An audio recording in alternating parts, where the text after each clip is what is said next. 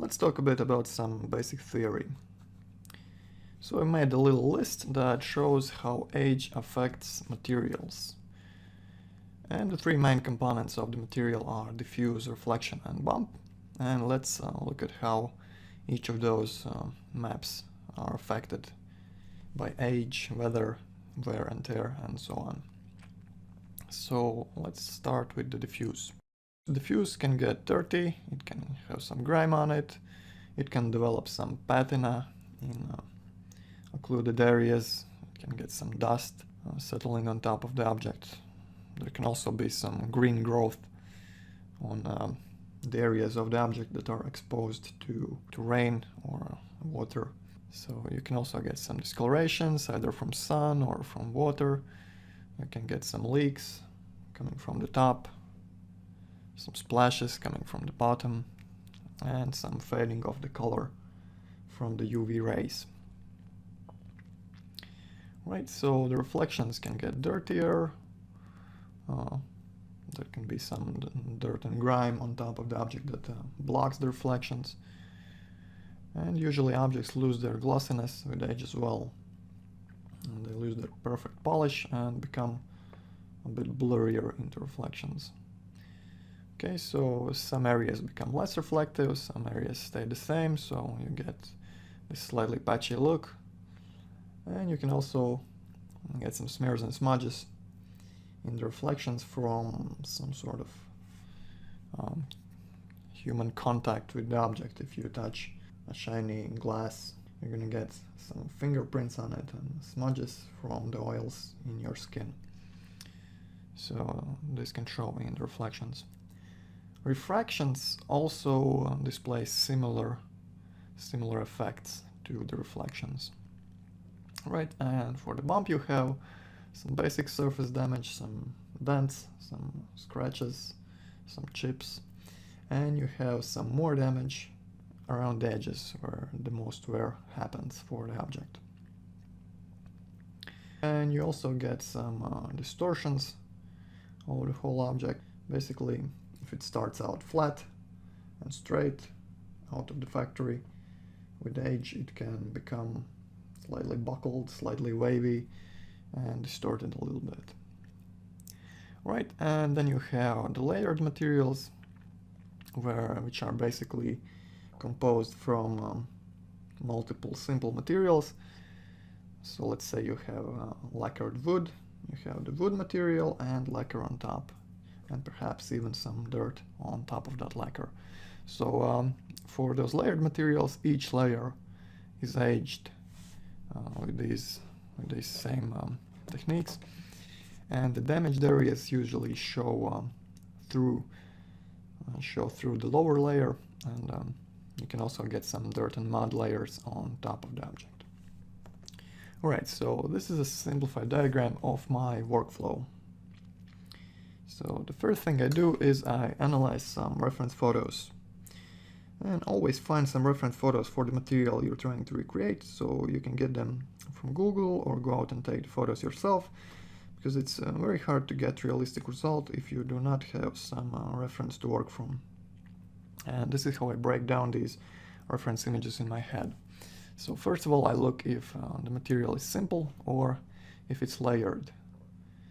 And layered material is usually something that has significant changes in multiple properties of the material.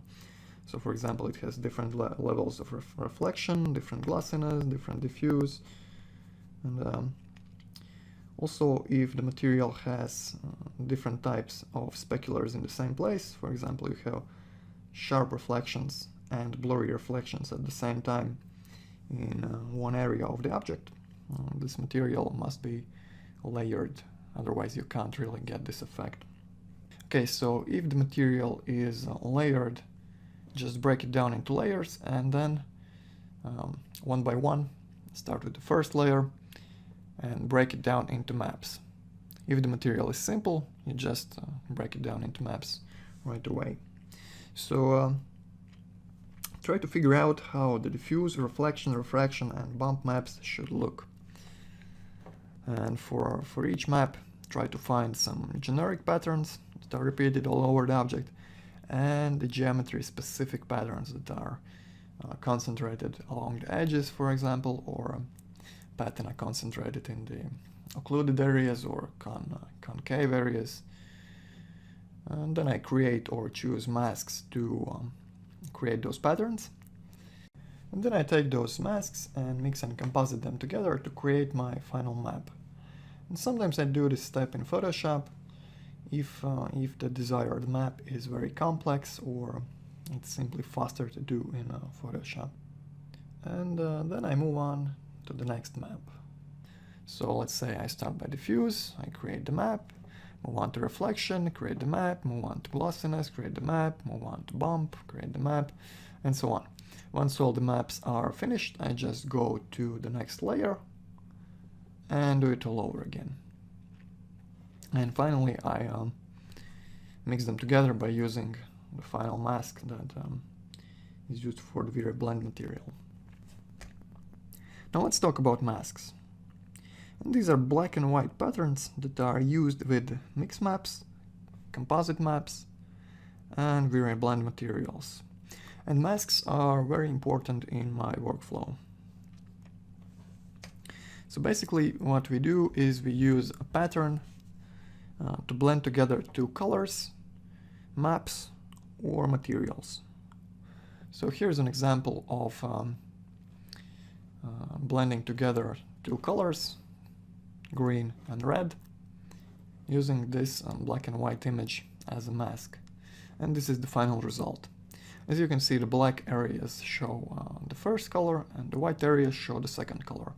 And all the grays in between show a mix of those two colors. So you can calculate the exact amount of each color used by some simple mathematical formulas, but I'm not going to get into that right now because this is pretty intuitive, and you can just increase the brightness if you want more reds and make it darker if you want more greens. So it's very simple. And keep in mind you can use these masks to blend not only colors but maps, textures, or even materials. Okay, so the masks can be categorized in three categories. So you have your bitmaps, which are photos or hand-painted images adjusted in Photoshop to create the black and white tileable versions of them. Here's an example. Okay, next you have procedural maps, which are mathematically generated in 3D Max. And there's one advantage to these, that they do not need UVW coordinates for your object. You can just use them without unwrapping the model or even using any sort of UV mapping, and they still work fine. Some examples are maps like noise, cellular, wave. Okay, and next you have the geometry specific masks. And these masks are generated from the 3D model of your object in 3D Max or Vray when the rendering is happening.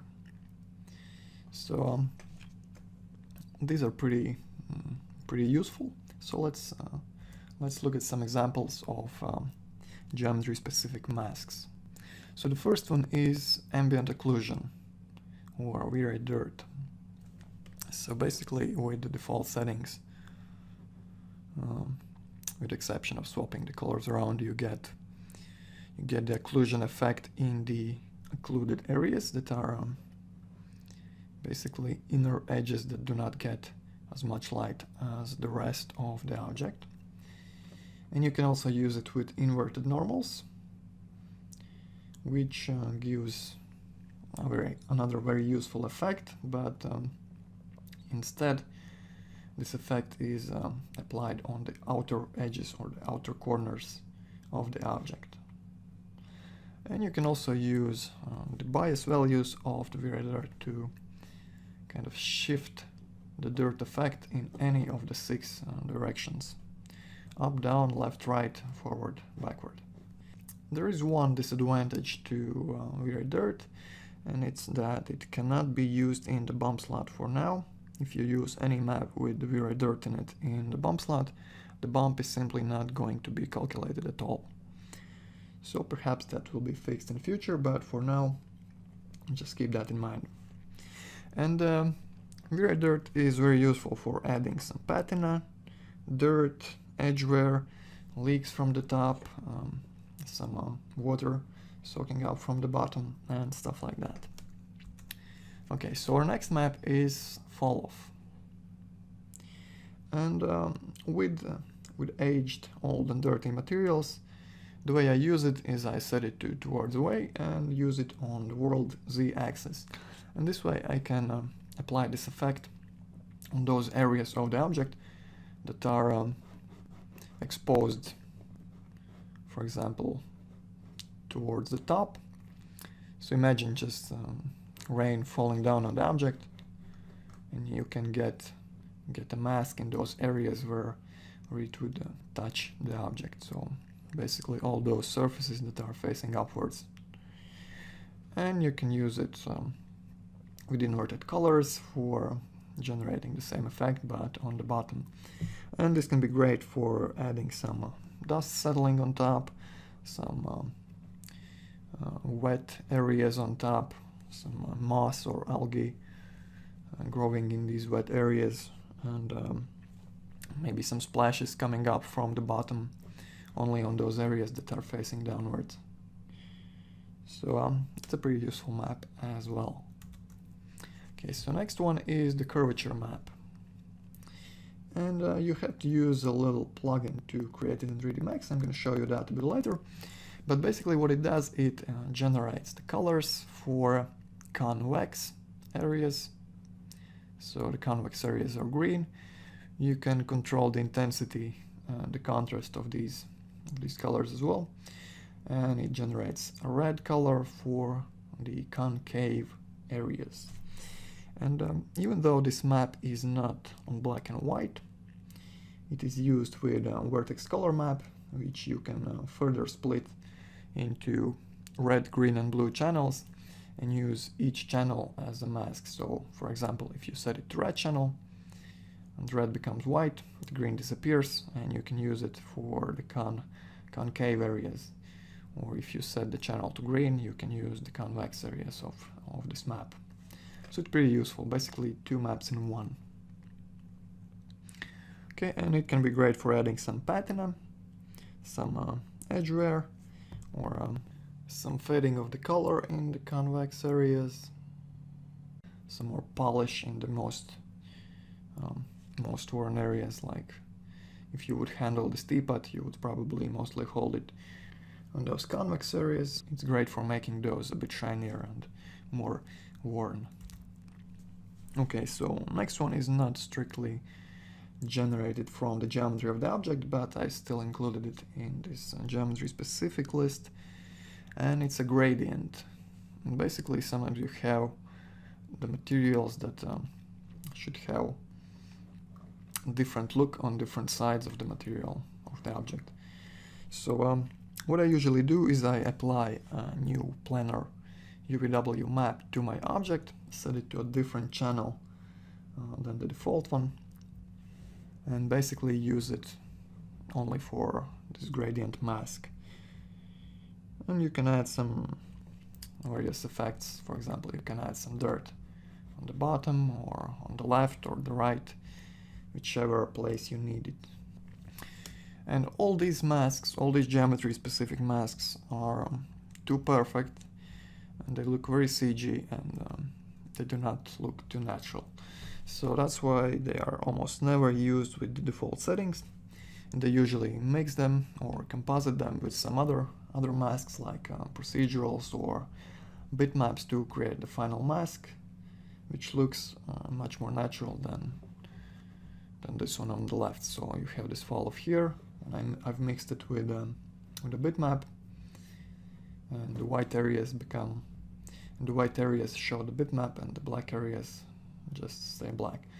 And you can get some very interesting effects this way, and the masks look much better and are much more useful with some little tweaking.